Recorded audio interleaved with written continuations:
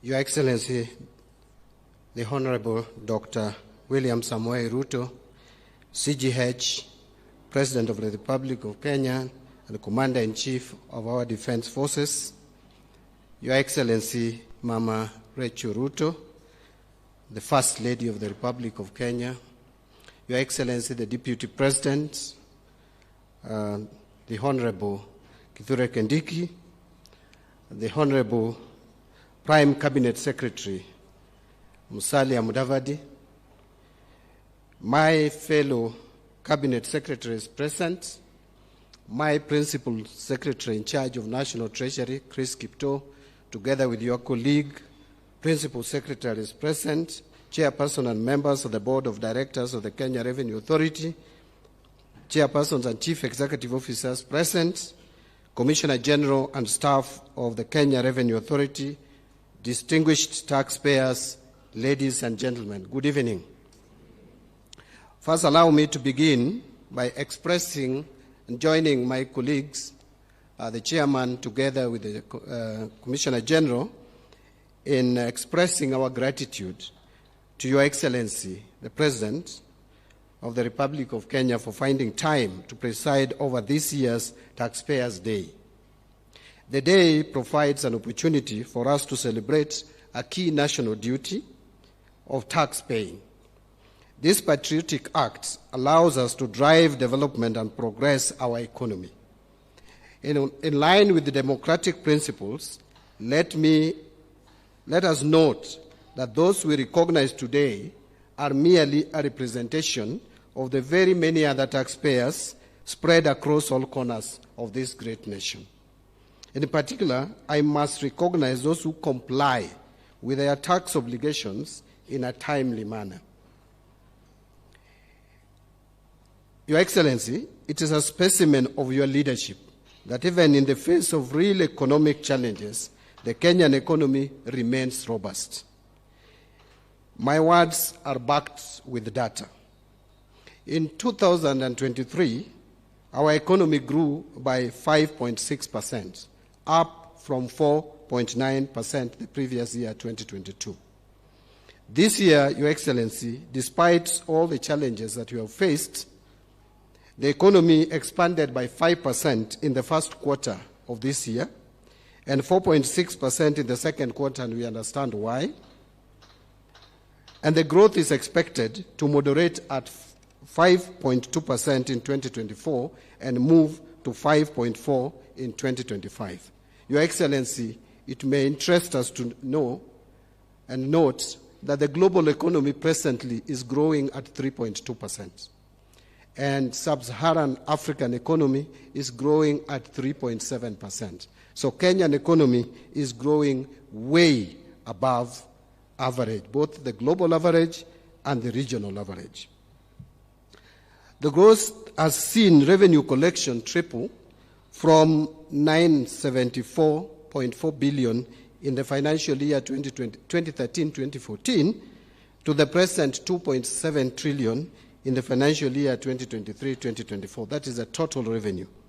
However, even with this growth, our tax gap is still estimated at around 11% of GDP in the financial year 2022-2023 against the estimated potential of not less than 22% of the GDP. This, Your Excellency, is indicative of the need to address the challenges that allow for this tax gap. Some of these challenges include increase in tax expenditure, and when the Commissioner General spoke, he alluded to tax refunds. A lot of tax claims are also fictitious. We must admit that. And this is costing us a lot and putting a strain in our exchequer unnecessarily. The other issue is low tax compliance, as well as growth of the informal and digital sectors, which are hard to tax. This less than ideal revenue performance has direct impact, such as escalation in public debt and debt service, expenditure carryovers, and accumulation of pending bills, and the resultant increased requirement for funding priority interventions. Your Excellency, your loyal staff have suggested action to resolve this situation. It is imperative that we renew domestic resource mobilization efforts, including diversifying and broadening the tax base, strengthening revenue collection infrastructure, fight tax evasion, and improve compliance. And that is one of the reasons why, Your Excellency, for those of us who read in the newspapers of today, you clearly will see proposals that have come from both the National Treasury and some have come jointly from National Treasury and the Ministry of Trade, suggesting measures that we want to take to deal with the tax administration issues and the tax administration challenges, which are resulting in some leakages in our tax collection. For the first time, National Treasury has offered you explainer and also offered the people of Kenya explainer. Each suggested proposal is backed with explainer. So just read it. If there is anything you have an issue with, let us engage as a country. Your Excellency, I promised you when you appointed me that you did not appoint a conman. We will not con Kenyans. We will speak to Kenyans. Where Kenyans feel we need to change, we will change. But let us engage. Again, what I said to my team at the Treasury is when the President appointed me, he did not appoint a clerk. He appointed someone who would come up with policies. So policies must be proposed. So those who are opposing policies proposed, you are wrong. Let us engage. Let us discuss. Where you feel we need to change, we will change. We put out a notice asking you to give us proposals. We received these proposals. The end date was 4th of last month. And then we put them together, collated and synthesized, and now we have made proposals which are going to the National Assembly. Please engage with those proposals. A lot of them are not even revenue-raising measures. A lot of them are for the benefit of the people of Kenya. Why on earth would anyone oppose, for example, if we are saying that there could have been reasons why you are not able to pay your tax, and you are struggling to pay the tax, and you know how much you can pay. But because the penalties have accumulated so much, we give you an opportunity to only pay the principal, tax amnesty. Government will receive money, you will also be relieved because now no one will be asking you for money. Why would anyone oppose that? Why would anyone, Your Excellency, if you allow me, give another example. Why would anyone oppose, for example, when we propose that when senior citizens have worked for so many years and they are now going back home, they are getting their pension. That pension should not be taxed. At the moment, you have to wait to reach the age of 65 to enjoy tax-free pension. So some people retire at 60, wait for 5 years to go and collect their pension tax-free. Within the 5 years, because you don't have money, you'll have died. So why do we want to push Kenyans to early grave if we can give them their pension and enjoy their life after service to this nation for so many years? So those are the kind of proposals that we have proposed, that we have made. And I have no apology about it. I've put it out there with your guidance, Your Excellency. Let us engage as a country. Your Excellency, allow me to move forward. Additionally, we must harness private sector investment and enhance regional and international cooperation. Your people, the Kenyan population, must be reminded that strong domestic resource mobilization efforts is necessary to support fiscal consolidation.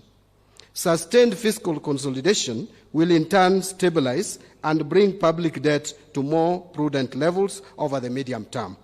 We remain committed to optimize our debt servicing strategies while ensuring accountability and citizen engagement on matters fiscal policy formulations, resource allocation and expenditure, as I have just mentioned.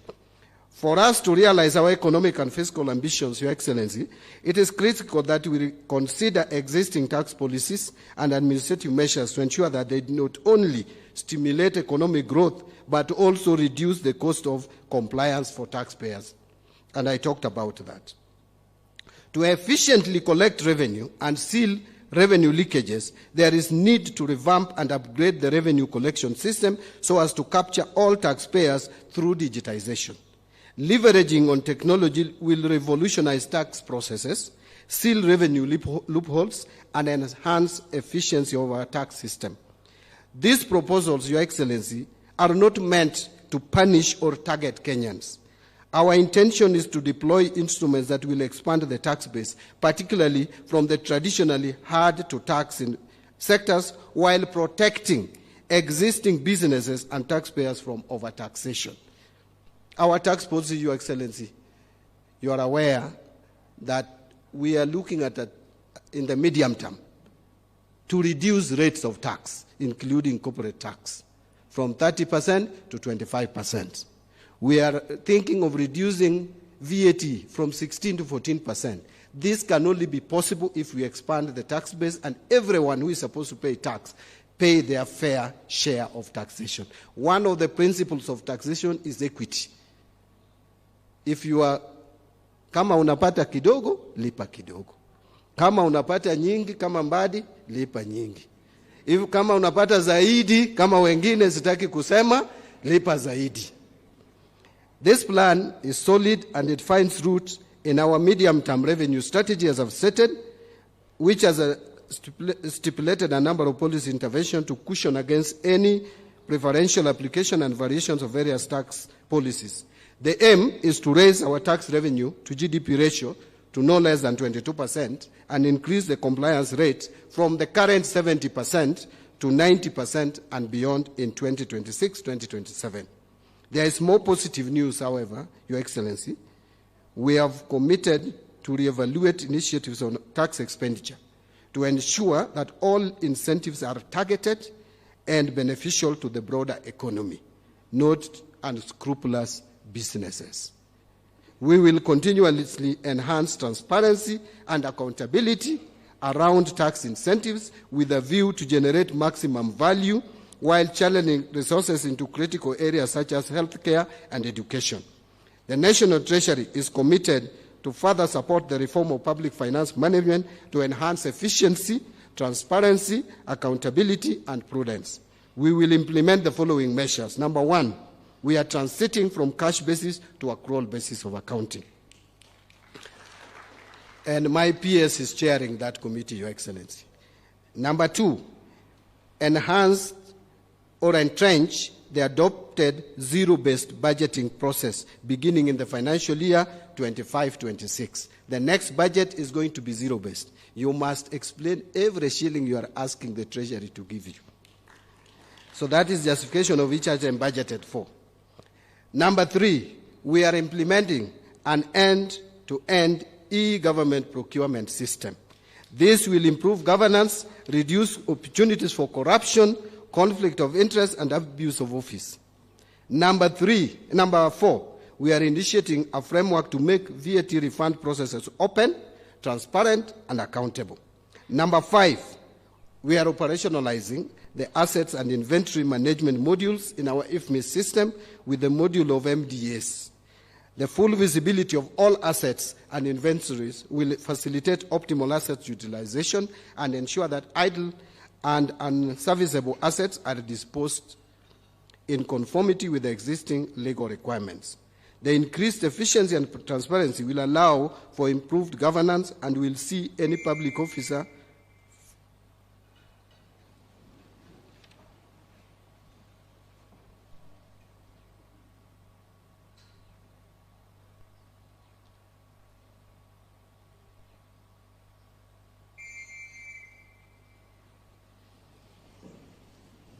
I almost thought that they were reminding me that I've spoken too much. But now I think I will move towards closing. I was saying that this increased efficiency and transparency, Your Excellency, will allow for improved governance and will see any public officer found engaging in any malpractice held liable for their actions and dealt with in accordance with the law. Public participation has emerged as a strong value of governance in our nation, and it is why I make specific mention to Kenya Revenue Authority's 9th corporate plan that was developed through a consultative process informed by guidelines from the National Treasury and Economic Planning. aligned with Kenya's Vision 2030 and goal of transforming Kenya into a newly industrialized middle-income economy. But, Your Excellency, I'm just coming to a close. There are just two things that I wanted to say, which is not in part of my speech, and is in response to what the chairman has said. The first one, Chairman, you are right that I was embarrassed at Washington, not that we were treated badly, Your Excellency. I wanted just to clarify. But you see, when you find African countries queuing in corridor, then you are called one by one. Nigeria, you come, 15, 30 minutes. Rwanda, Kenya, I mean, for those of us who have some pride, it's a bit demeaning. And you see the money that we are asking for out there, Your Excellency, if we just tighten our system, we can do without some of these monies. We can do. Because today, IMF has released 78 billion shillings. But if KRA puts systems in place, we can collect not less than 400 billion shillings. So we can do without some of these loans. But again, Your Excellency, the chairman spoke about staff motivation, and I am aligned. Your Excellency, I think this is something we have discussed, and again, we will make sure that when we are doing our budgeting, that we feed the cow which we milk, so that we don't milk the cow without feeding the cow. I just wanted to clarify those two issues. And Your Excellency, hata kama kuna zingine sijasoma, hizo sasa sitabaki. I think I've done my bit. Allow me, Your Excellency, to at this juncture invite